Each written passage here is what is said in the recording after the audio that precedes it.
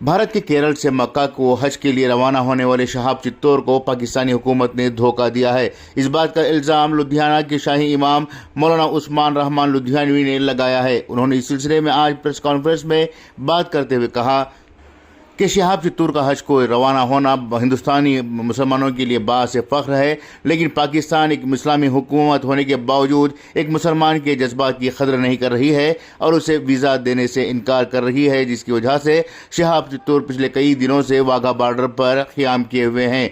उन्होंने जो press conference की है उसकी तफसीलात इस तरह से हैं। अब शहाब चित्तौर साहब जिन्होंने इस साल इरादा किया है कि वो पैदल मक्का शरीफ और मदीना शरीफ जाएंगे भारत से, और भारत की आज़ादी के बाद ये पहला ऐसा हज यात्री है जो भारत से पैदल हज के लिए मक्का शरीफ और मदीना मुनव्वरा के लिए जा रहे हैं। पिछले 123 दिनों से ये सफ़र पर हैं और अब तक 3000 किलोमीटर पैदल सफ़र जो है वो कर चुके हैं। कुल इन्होंने 8500 किलोमीटर सफ़र जो है पैदल वो करना है। आज की जो ये प्रेस कॉन्फ्रेंस है, ये पहले तो अपील है भारत के सभी लोगों के लिए भी और हमारे पड़ोसी देश पाकिस्तान की आवाम के लिए भी कि शहाब चित्तौर साहब ने ये जो पैदल हज यात्रा शुरू की, तो पिछले 10-15 दिन से क्योंकि जो यूट्यूबर्स उनके साथ चल रहे हैं उनको पूरी मालूमात नहीं है। वो अलग अलग वजह लोगों को, पूरी दुनिया में जो करोड़ों मुसलमान हैं वो रोज़ाना शहाब चित्तौर की यात्रा की अपडेट ले रहे हैं, लेकिन मैं ये देख रहा हूँ पिछले 15-20 दिन से पूरी अपडेट जा नहीं रही है।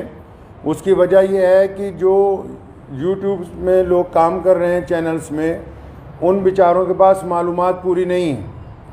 तो मैं बड़ी ज़िम्मेदारी के साथ लुधियाना की जामा मस्जिद से आप लोगों को ये बताना चाहता हूँ कि शहाब चित्तौर साहब बड़ी ही इखलास से, मेहनत से, मोहब्बतों के साथ मक्का मुकरमा पैदल यात्रा करना चाह रहे हैं और वो 3000 किलोमीटर 123 दिन में चल के वाघा के करीब खासा जो है वो पहुँच चुके हैं। लेकिन पाकिस्तान की जो सरकार है, शहबाज शरीफ की जो सरकार है, और पाकिस्तान के जो भारत में राजदूत हैं आफ्ताब हसन खान, उन्होंने इस हज यात्री को धोखा दे दिया। मैं समझता हूँ ये धोखा इसलिए दिया गया ताकि ये पहली दफ़ा भारत से कोई बंदा पैदल हज के लिए जा रहा है तो पड़ोसी मुल्क की सरकार के पेट में शायद ये भी दर्द हो गया कि एक भारतीय मुसलमान पैदल हज यात्रा पे जा रहा है और पूरी दुनिया के देश जो हैं उसको देख रहे हैं। शहाब भाई ने बजाते खुद किसी को कुछ नहीं बताया अभी तक।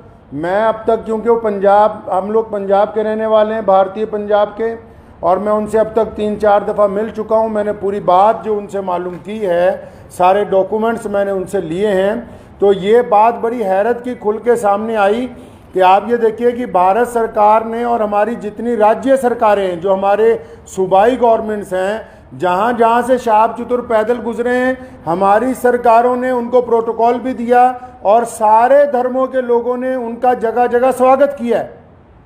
और पाकिस्तान जो ढिंडोरा पीटता है कि मैं इस्लाम का आलमबरदार हूँ, हम तो जी पूरी दुनिया में इस्लाम के मानने वालों के साथ चलने वाले हैं, उन्होंने शहाब चित्तौर को आज से 8 महीने पहले कहा कि आप यात्रा शुरू करें, आप जब वाघा के पास पहुँचेंगे तब वीज़ा देंगे। उन्होंने कहा अभी वीज़ा दे दो, तो इन्होंने कहा कि वीज़े की अवधि 3 महीने होती है। अगर आपको अभी वीज़ा दे देंगे तो 3 महीने तो आपने भारत में ही पैदल चलना है, तो जब आप वाघा के पास पहुंच जाओगे तो आपको वीज़ा दे देंगे। जो यूट्यूबर्स ये समझ रहे हैं और लोगों को ये गलत जानकारी दे रहे हैं कि सिक्योरिटी का मसला है, सिक्योरिटी के प्रबंध हो रहे हैं, कोई सिक्योरिटी का मसला नहीं है, कोई ऐसे प्रबंधों का मसला नहीं है, कोई उसके साथ कोई और आदमी वीज़ा लेने के लिए जाना नहीं चाहता। सीधा सीधा मसला ये है कि वो पाकिस्तान का जो एम्बेसडर है भारत के अंदर, उनकी नीयत में खोट आ गया। जब ये आदमी 3000 किलोमीटर का सफ़र तय करने के बाद यहाँ तक पहुँच गया है, तो उनको ये दिल के अंदर बात आ गई कि नहीं, इसको पाकिस्तान का वीज़ा जो है वो नहीं देना चाहिए। पाकिस्तान सरकार ने शहाब चित्तौर को अभी तक पाकिस्तान का वीज़ा ही नहीं दिया है जी। ये बड़ी हैरत की बात और शर्म की बात है वहाँ की सरकार के लिए, जो एक भारतीय पैदल हज यात्री को रोकना चाहती है। क्योंकि अलग अलग लोगों का अलग अलग तरीका। अब हमें ये पता है कि भारत का एक पैदल यात्री जब जाएगा वो पूरी दुनिया के अलग अलग मुल्कों से गुजरेगा, तो जाहिर सी बात है कि लोगों को पता होगा कि भारत सरकार की तरफ से भारत के लोगों की मोहब्बतों को लेकर मक्का और मदीना पहुंच रहा है। तो जहां पड़ोसी मुल्क की आवाम, रोज़ाना हम लोग सोशल मीडिया पे देखते हैं, पड़ोसी मुल्क की आवाम उनका इस्तकबाल करना चाहती है, उनका इंतज़ार करना चाहती है, वहीं पड़ोसी मुल्क के बददियानत हुक्मरान जिन्होंने कभी भारत के मुसलमानों के लिए कुछ नहीं किया, मैं कहना चाहता हूं उनको बार बार, हमने तुमसे कभी कुछ नहीं मांगा 75 सालों में, कोई तुम्हें कोई डिमांड नहीं की, ना हम मुश्किल में हो आसानी में हो, हर सूरत के अंदर हम अपने वतन में खुश हैं, इत्मीनान से हैं। हमने तमाम चीज़ों का मुकाबला बजाते खुद किया। 75 साल में एक चीज़ मांगी, एक आदमी के लिए वीज़ा, एक पैदल मुसलमान के लिए वीज़ा जिसने चल के मक्का मुकरमा जाना है। तुम एक मुसलमान को पैदल गुजरने की जगह नहीं अपने मुल्क में से दे सकते। तुम किस काम की तुम हुकूमत चला रहे हो कि हम इस्लाम के नाम पे हुकूमत चला रहे हैं। अफसोस है जो इस्लाम का नाम लेके वहाँ की हुकूमत बार बार कहती है कि हम इस्लाम का नाम लेके हुकूमत चला रहे हैं, इनके दिलों के अंदर खोट भरा हुआ है। अगर भारत के खिलाफ कोई बात करनी हो, अभी पाकिस्तान का सारा मीडिया चिल्लाने लगेगा। आज 15 दिन हो गए शहाब चतुर को आहिस्ता आहिस्ता चलते हुए, 15 दिन हो गए एक जगह पर रुके हुए। पाकिस्तान का जो खरीदार मीडिया वो भी चुप है, बोलने के लिए तैयार नहीं कि हमारा जो हाई कमिश्नर है वो बदमाशी कर रहा है एक मुसलमान के साथ। मैं ये कहना चाहता हूं, उनकी सरकार को भी कहना चाहता हूं, पाकिस्तान की सरकार को भी और वहाँ के हाई कमिश्नर को भी, कि अगर आपके दिमाग में ये गलत फहमी है कि शहाब चतुर साहब को तुम वीज़ा नहीं दोगे तो भारत का ये पैदल यात्री मक्का नहीं पहुँच सकेगा, तो आप अपने दिमाग में से इस गलत फहमी को बिल्कुल निकाल दीजिए। कुरान पाक में अल्लाह ताला फरमाते हैं, वह तुइज़्ज़ु मन तशा व तुज़िल्लु मन तशा, इज़्ज़त तो ज़िल्लत तो अल्लाह ताला देने वाला है, तुम कौन होते हो देने वाले। इसलिए अगर तुम हमें वीज़ा नहीं दोगे, हमारे यात्री को वीज़ा नहीं दोगे पैदल यात्रा करने का, वहाँ से मक्का जाने का वीज़ा, तो ये सारे रास्ते जो इस्लाम की तरफ जाते हैं पाकिस्तान से होके नहीं जाते। मक्के की तरफ जो रास्ते गुजरते हैं मदीना मुनव्वरा में, तुम एक आशिक रसूल को इसलिए रोकना चाहते हो कि उसका जुर्म है कि वो भारत में पैदा हुआ है, यही गुनाह है उसका।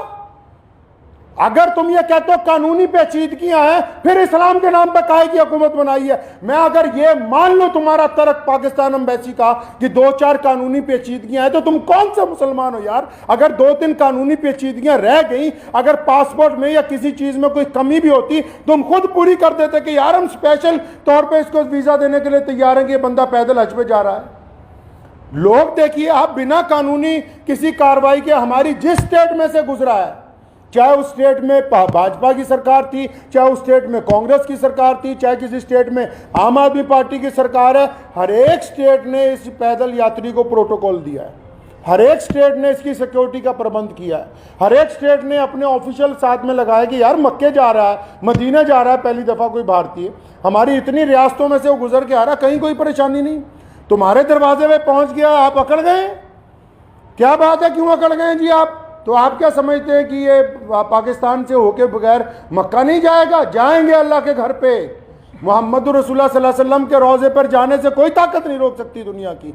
अगर आप वीज़ा नहीं देंगे तो शहाब भाई इंशाअल्लाह चाइना के रास्ते तजाकिस्तान होते हुए मक्का शरीफ पहुँचेंगे। हम आपके आगे हाथ नहीं फैलाएंगे भीख मांगने के लिए। मैं भारत के प्रधानमंत्री माननीय श्री नरेंद्र भाई मोदी जी से भी गुजारिश करना चाहता हूँ कि आप हमारे देश के प्रधानमंत्री हैं और आपने जहां सबकी बात की है, जहां आपके सारे राज्यों में से शहाब चतुर गुजर के पहुंचा है, मैं आपसे विनती करता हूं कि हमारे विदेश मंत्रालय को आदेश दें कि शहाब चतुर की जो यात्रा है इसको चाइना के रास्ते इसके प्रबंध करवाए जाएं।